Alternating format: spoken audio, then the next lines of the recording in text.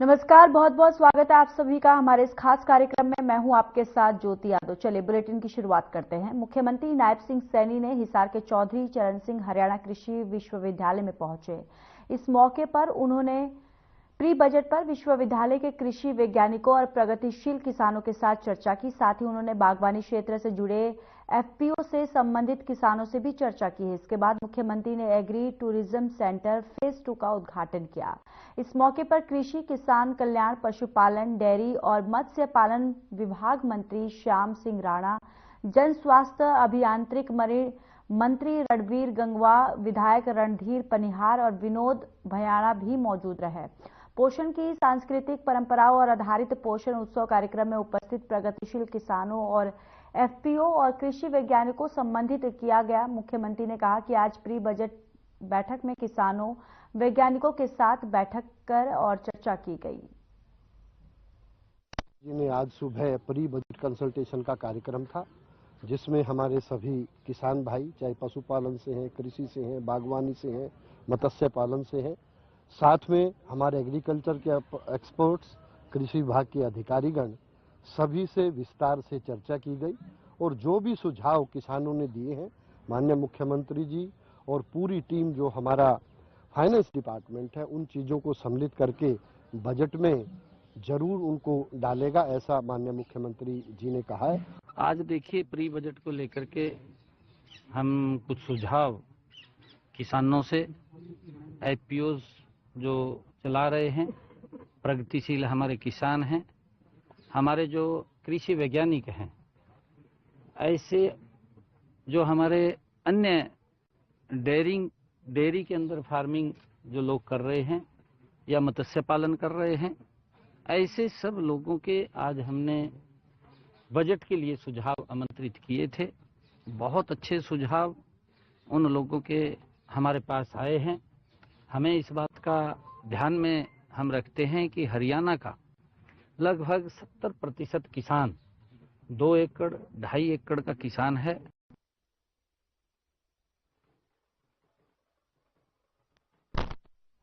हरियाणा विद्यालय शिक्षा बोर्ड ने परीक्षाओं की तिथियां की घोषित कर दी है। बताते चले कि हरियाणा विद्यालय शिक्षा बोर्ड के उप सचिव ओम प्रकाश निम्बीवाल ने जानकारी दी है। ओम प्रकाश निम्बीवाल ने बताया कि सेकेंडरी की परीक्षा 28 फरवरी से शुरू होंगी और 19 मार्च तक संचालित होंगी।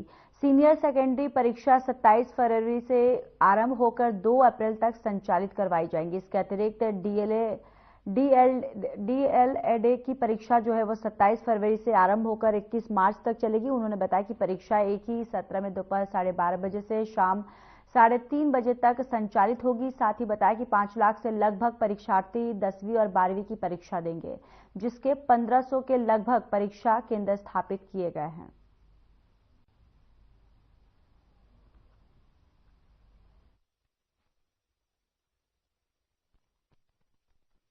इन परीक्षाओं के प्रयोगार्थ लगभग 1500 के करीब परीक्षा केंद्र बनाए गए हैं, प्रस्तावित हैं।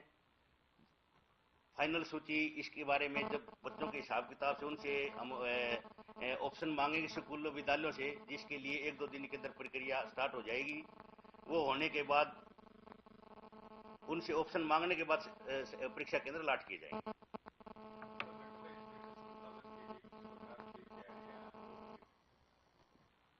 जहां तक नकल रहित परीक्षाएं आयोजित करवाने का संबंध है, इस बारे में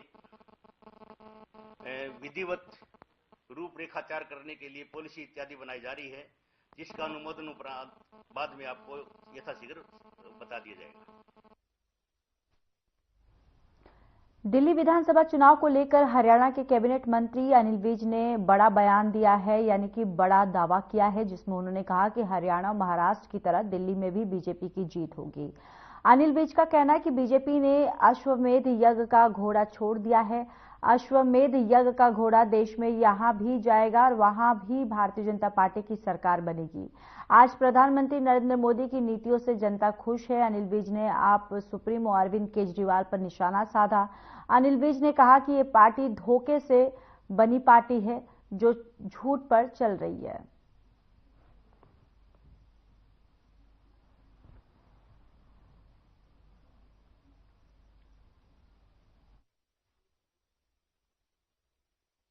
नहीं, रोड ट्रांसपोर्ट को सुधारने के लिए काफ़ी कुछ विचार किया गया। सभी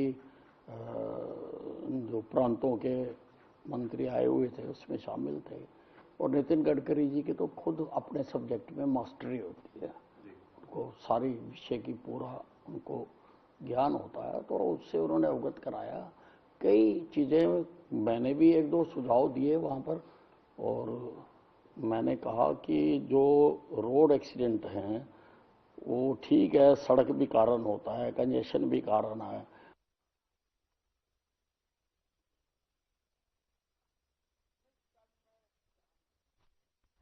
खबर हिसार से है, जहां हिसार नगर निगम गेट के पास भूख हड़ताल की गई। बताते चले कि सर्व कर्मचारी संघ हरियाणा के आह्वान पर 2 दिन की कार्मिक भूख हड़ताल की गई।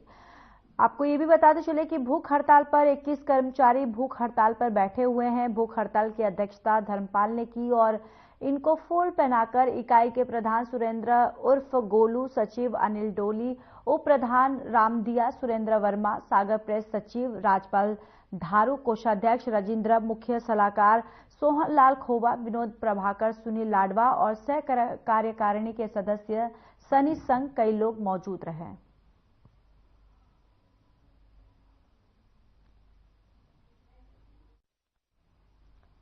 तो देखिए, यहां पर हड़ताल पर 21 कर्मचारी जो है वो बैठे। सर्व कर्मचारी संघ हरियाणा का ऐलान किया गया है और आपको ये भी जानकारी देते चले कि अपनी मांगों को लेकर यहां ये हड़ताल कर रहे हैं और भूख हड़ताल पर दरअसल ये बैठे हुए हैं और इस दौरान नारेबाजी जो है वो भी लगातार कर रहे हैं और 21 कर्मचारी जो हैं वो यहां हड़ताल पर, भूख हड़ताल पर बैठे हुए हैं।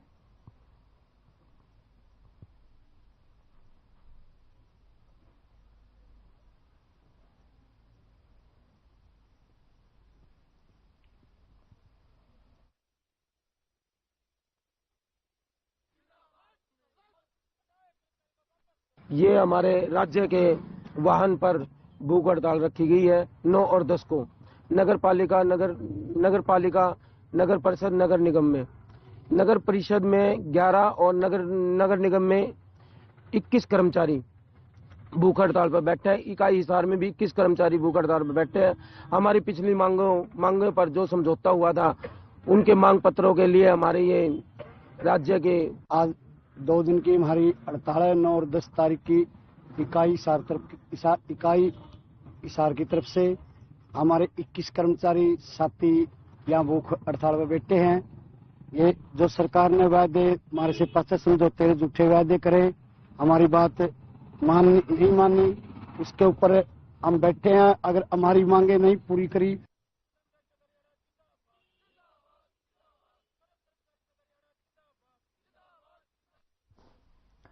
खबर नीलोखेड़ी से है, जहां 45 वर्षीय व्यक्ति का शव मिलने से क्षेत्र में सनसनी फैल गई। शव देखते ही आसपास के लोगों ने पुलिस को सूचना दी। पुलिस मौके पर पहुंची और शव को कब्जे में लेकर पोस्टमार्टम के लिए भेज दिया है। पुलिस ने शव की पहचान के लिए आसपास के ग्रामीण इलाकों में भी पूछताछ की। वहीं मृतक के शरीर पर चोटों के निशान पाए गए हैं। आशंका जताई जा रही है कि व्यक्ति की हत्या करने के बाद शव को नहर में फेंक दिया गया। थाना प्रभारी नसीब सिंह ने बताया कि शरीर पर चोटों के निशान जरूर पाए गए हैं, लेकिन मौत के सही कारणों का खुलासा पोस्टमार्टम रिपोर्ट के बाद हो पाएगा। फिलहाल पुलिस मृतक की शिनाख्त का प्रयास कर रही है। उन्होंने बताया कि पुलिस हर पहलू पर गहनता से जांच कर रही है। तो नीलोखेड़ी से ये पूरा मामला है, जहां 45 वर्षीय व्यक्ति का शव मिला है और शव मिलने से पूरे इलाके में सनसनी जो है वो फैल गई है। वहीं परिवार के जो लोग हैं उनका रो रो कर बुरा हाल है। आपको बताते चले कि इस पुलिस ने इस शव को बरामद करने के बाद इस पूरे मामले पर कार्रवाई जो है वो लगातार कर रही है और इस पूरे मामले की जांच पड़ताल में जो है पुलिस जुट गई है। दरअसल शव मिलने से पूरे इलाके में सनसनी फैल गई है और वहीं परिवार की बात करें तो परिवार का रो रो कर बुरा हाल है। 45 वर्षीय व्यक्ति का दरअसल शव मिला है, जिसके बाद पुलिस ने शव को कब्जे में ले लिया है और इस पूरे मामले की गहनता से पुलिस के द्वारा लगातार जांच की जा रही है।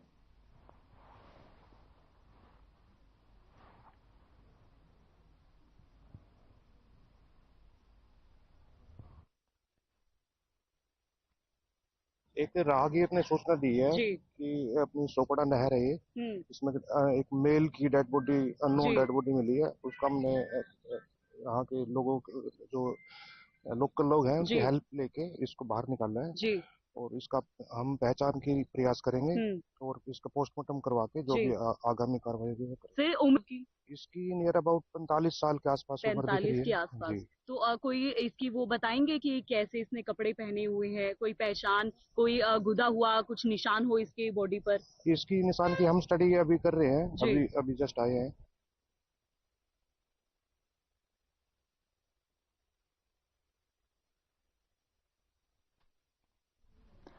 खाद्य आपूर्ति विभाग के अधिकारियों के साथ मंत्री राजेश नागर ने बैठक की। बैठक के बाद खाद्य आपूर्ति विभाग के मंत्री राजेश नागर ने बड़ा बयान दिया है।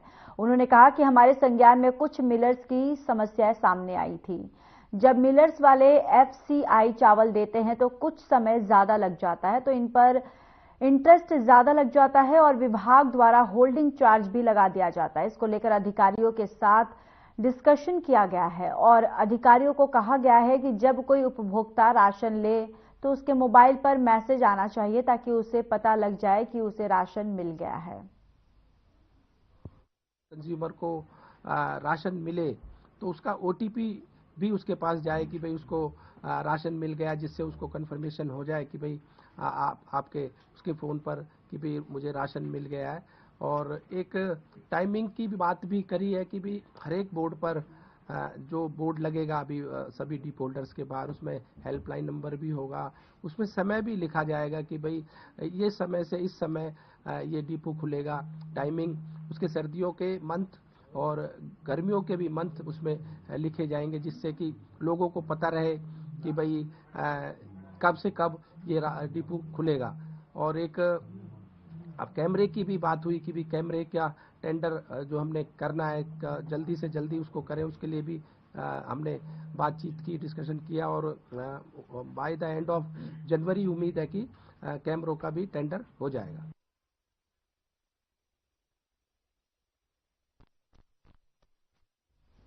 चलिए आगे बढ़ते हैं। कैथल के युवक की अमेरिका में सड़क दुर्घटना में मौत हो गई है। बताते चले कि 5 महीने पहले रोजगार की तलाश में सक्षम मदान अमेरिका गए थे। जानकारी के मुताबिक मृतक सक्षम 6 जनवरी के शाम को साइकिल से अपनी ड्यूटी पर जा रहे थे। जैसे ही उसने ट्रैफिक सिग्नल पर अपनी साइकिल रोकी तो पीछे से आ रहे एक गाड़ी चालक ने उसकी साइकिल को टक्कर मार दी। घायल सक्षम को तुरंत अस्पताल में दाखिल करवाया गया, जहां उसकी इलाज के दौरान मौत हो गई।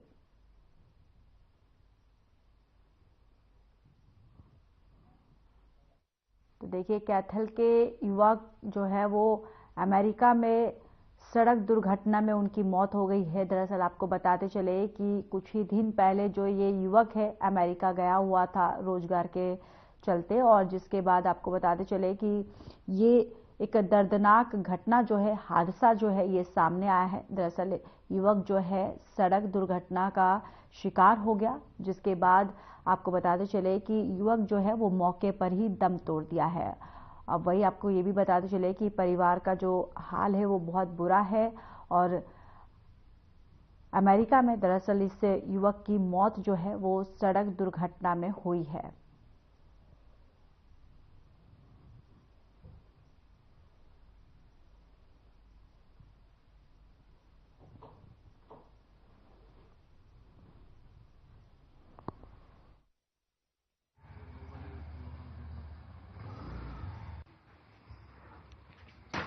वो 5 महीने से वहाँ विदेश में रह रहा था जी। उसको यहाँ से 6 महीने गए हुए थे। हमारे को 7 तारीख को सुबह 6 बजे कॉल आई कि ऐसे ऐसे बच्चे का एक्सीडेंट हो गया। कौन से देश में था? USA। किस पर्पज से जाते हैं जी? काम के पर्पज से गया था जी, रोजगार कर गया था जी। 2 पैसे सक्षम नाम था जी लड़के का। हमें 3 दिन पहले पता लगा है। वो दोस्त था मेरा और USA गया था काम की, उससे 2 पैसे कमाने के लिए। वो अपने काम पे जा रहा था, रोजगार पे, मतलब स्टोर पे लगा हुआ था वो। तो बस उसके कमरे से 1 किलोमीटर दूर होगा, वो वहाँ बत्ती पे खड़ा था, साइकिल पर था, तो पीछे से गाड़ी ने एक्सीडेंट कर दिया, तो उसकी वहाँ मौके पे डेथ हो गई। मैं उसका, मेरा ब्रदर इन लॉ था वो जो गया हुआ था बाहर, वो 6 महीने से बाहर गया हुआ था जी। इससे पहले यहाँ पे उसका सर्विस सेंटर था, वर्लपूल का, हिटैची का वो सर्विस सेंटर चला रहा था और रेफ्रिजरेशन और एसी का उसका बहुत पुराना काफ़ी समय से काम था उसका। तो रोज़गार के लिए ही वो बाहर गया था। सब घर वालों को मना करने के बाद भी उसको ये था भाई बाहर जाना और बाहर जाके मेरे को अपना काम सेटल करना है, और वहाँ पे वो काम सेटल कर भी दिया था उसने और काम कर भी रहा था ठीक उससे। बस अनफॉर्चुनेटली अपना जा रहा था अपना साइकिल पे अपने काम पे, बट एकदम ट्रक के साथ उसकी टक्कर हुई है और मौके पे ही उसकी वहाँ पे डेथ हो गई है।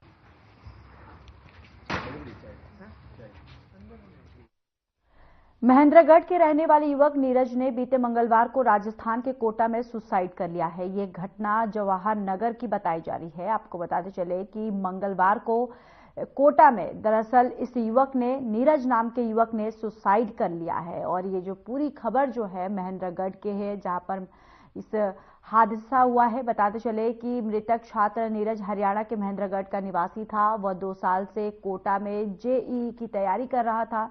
नीरज का शव उसके हॉस्टल के कमरे में पंखे से लटका हुआ मिला। घटना की जानकारी हॉस्टल स्टाफ को तब हुई जब उन्होंने रात्रि में रूम चेक किया। एडिशनल एसपी दिलीप सैनी ने बताया कि नीरज राजीव गांधी नगर स्थित आनंद कुंज रेजिडेंसी में रहता था। बीते मंगलवार की रात को उसने सुसाइड किया। स्टाफ के अनुसार नीरज शाम को अपने दोस्त के साथ बाहर खाना खाने गया था और सामान्य दिख रहा था। रात में जब अटेंडेंस ली गई तो उसने दरवाजा नहीं खोला और रोशनदान ने झांकने पर पता चला कि उसने पंखे से फंदा लगा लिया है। नीरज के माता पिता अपने बेटे की इस असम्य मृत्यु को लेकर गहरे दुख में हैं। परिवार ने प्रशासन से घटना की गहराई से जांच करने की मांग की है। तो कोटा में जेईई स्टूडेंट ने सुसाइड कर लिया है। 2 साल से युवक जो है जेईई की तैयारी कर रहा था। आपको बताते चले कि जब अटेंडेंस लेने के लिए उसका दरवाजा खटखटाया गया, जब युवक ने दरवाजा नहीं खोला तो शक होने पर दरवाजे के वहां से झांका गया तो देखा गया कि युवक ने फंदा लगाकर सुसाइड कर लिया है।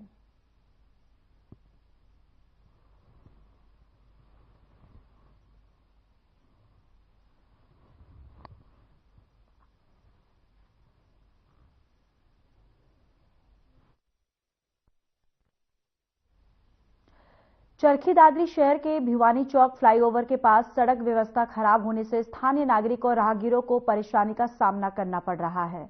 स्थानीय नागरिकों ने बताया कि पिछले काफी समय से भिवानी रोड पर सड़क बिल्कुल टूटी हुई है, जिसके कारण आने जाने में बहुत परेशानी का सामना करना पड़ रहा है। सड़क का निर्माण शुरू किया गया है, लेकिन बीच में कई दिन काम बंद कर दिया गया, जिसके कारण राहगीरों और वाहन चालकों को परेशानी हो रही है। वार्ड नंबर 19 के पूर्व नगर पार्षद वीरेंद्र पप्पू ने बताया कि चरखी दादरी में विभिन्न स्थानों पर सड़कें बिल्कुल टूटी हुई हैं। चरखी दादरी और शहरवासियों की सुध लेने वाला कोई नहीं है, जबकि सरकार द्वारा विकास के नाम पर बड़े बड़े दावे किए जाते हैं, लेकिन धरातल पर समस्या बहुत विकट बनी हुई है।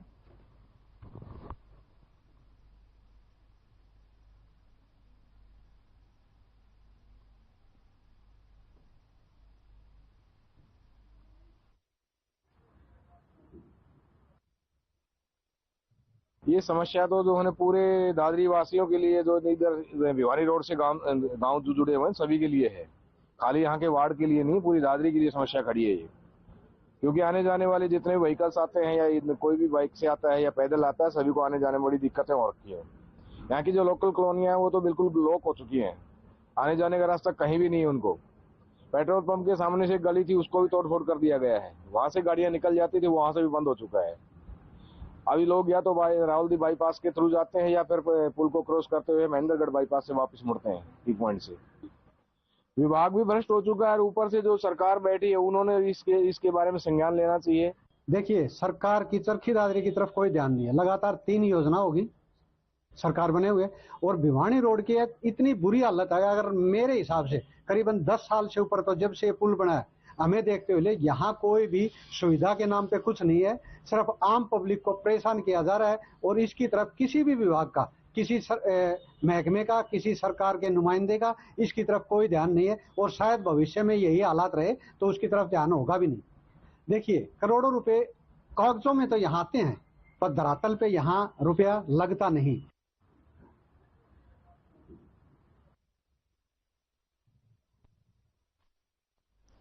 खबर फरीदाबाद से है, जहां सेक्टर 62 आशियाने के पास झाड़ियों में 26 वर्ष युवक का शव मिला। बताते चले कि मृतक 22 दिन से घर से लापता था।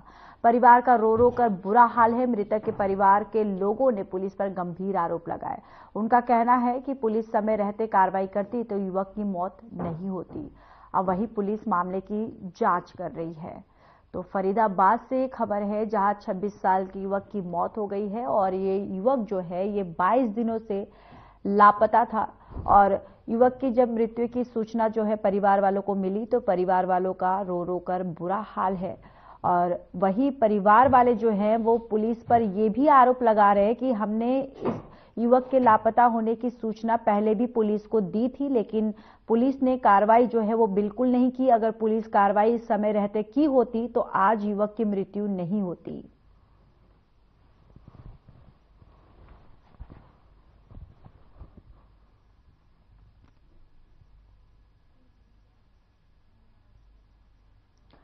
हरियाणा पुलिस का कर्मचारी सट्टे में पैसे हारने और देनदारी ज्यादा होने के कारण किया था अपने दोस्तों के साथ मिलकर संदीप का अपहरण।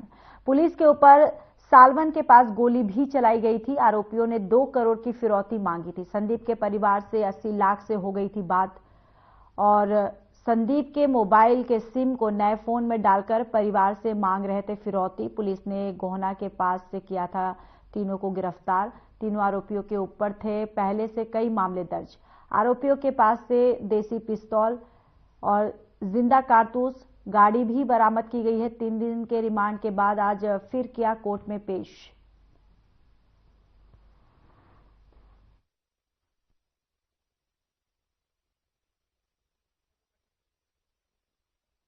अलग अलग टीमों का गठन किया। सख्त हिदायत थी कि जिस बंदे का किडनैप किया है उसको कुछ नहीं होना चाहिए जी। पहली प्राथमिकता उसको सही सलामत बरामद करने की थी। प्लान के मुताबिक हर जगह नाकाबंदी हुई। ये उसके बाद इन्होंने जींद इलाके में जाके फिर से कॉल किया कि भाई पैसे का जुगाड़ करो। उन्हें कहा मैं 2 करोड़ का जुगाड़ नहीं हो सकता। उन्होंने कहा कि आप 1.5 करोड़ रुपये कर दो, 1.5 करोड़ में हम काम चला लेंगे, आपके बच्चे को सही सलामत छोड़ देंगे।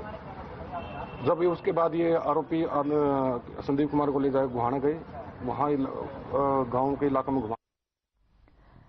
तो शाम जिला का पहला फर्स्ट रेफरल यूनिट शुरू कर दिया गया है, जहां नवजात लड़के सहित 2 बच्चों का जन्म हुआ तो वहीं अब तक 3 बच्चों की डिलीवरी हो चुकी है। नवजात बच्चों की मां को सीएमओ डॉक्टर रघुवीर सिंह शंडियल और एसडीएम डॉक्टर अश्वीर सिंह नैन ने संयुक्त रूप से सीजेरियन डिलीवरी के बाद जन्म प्रमाण पत्र और डाइट किट सौंपी है। सीएमओ और रघुवीर सिंह शांडियल ने बताया कि तोशाम नागरिक अस्पताल में फर्स्ट रेफरल यूनिट की सुविधाएं शुरू कर दी गई हैं।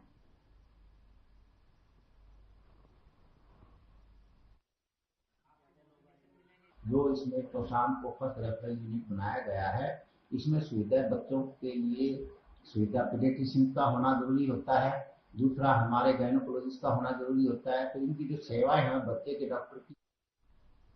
शहर को और ज्यादा सुंदर स्वच्छ बनाने और बाजारों की व्यवस्था दुरुस्त करने के लिए हलके के विधायक भगवान दास कबीरपंथी बाजार में दुकानदारों के बीच पहुंचे, जहां दुकानदारों ने विधायक का स्वागत किया। इस दौरान विधायक ने सभी दुकानदारों से सुझाव मांगते हुए कहा कि सभी अपने अपने सुझाव दे सकते हैं कि कैसे बाजार की व्यवस्थाओं में सुधार लाया जा सकता है। साथ ही उन्होंने कहा कि प्रदेश की बीजेपी सरकार के कार्यकाल में दुकानदारों और व्यापारियों के लिए भी कई नीतियां लागू की गई हैं, जिसका सीधा फायदा दुकानदार उठा रहे हैं।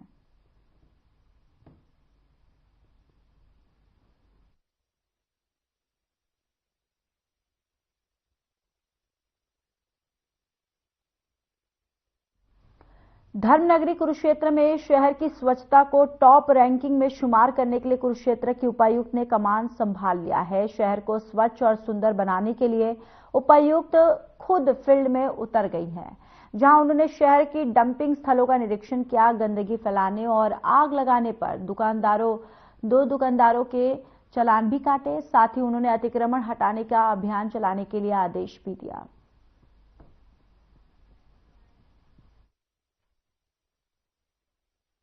आज पूरे कुरुक्षेत्र शहर में जहाँ भी हमारे डंपिंग पॉइंट्स बन गए शहर में, क्योंकि शहर को ना सिर्फ वो दिखाता है कि कितना गंदा शहर है, बस ये भी दिखाता है कि कहीं ना कहीं कमी है हमारे पार्ट पे भी और लोगों के पार्ट पे भी, क्योंकि कंटिन्यूअसली हमारे टिप्पर आ रहे हैं, डोर टू डोर कलेक्शन हो रहा है। लेकिन कई बार लोग अपनी कन्वीनियंस की वजह से टाइमली टिप्पर में कचरा ना जमा करवा करके वो शहर में जो सेलेक्टेड पॉइंट्स है वहां जाकर बड़े आसानी से फेंक कर आ जाते हैं। तो इन पॉइंट्स को हम शहर से कैसे एलिमिनेट करेंगे, हमारा पर्पस वो है। ये सारे 22 पॉइंट्स हम विजिट कर रहे हैं, सभी 22 पॉइंट्स की हम सफाई कराएंगे। जहां जहां उसका ब्यूटिफिकेशन हो सकता है, पार्क बन सकते हैं।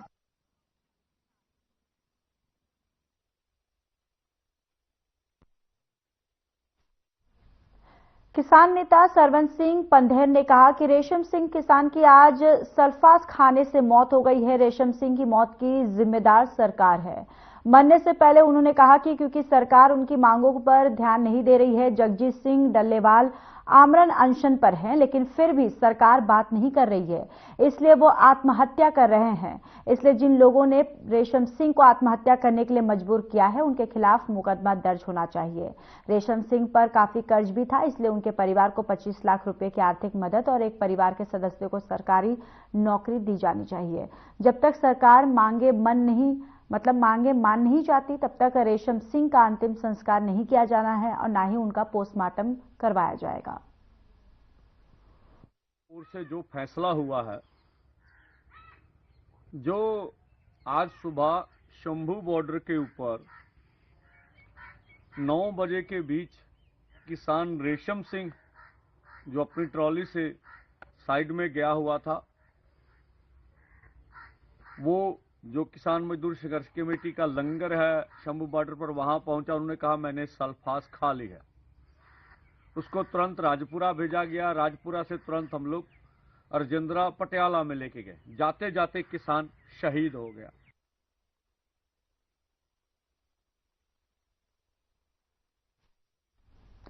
फिलहाल इस बुलेटिन में इतना ही। नमस्कार।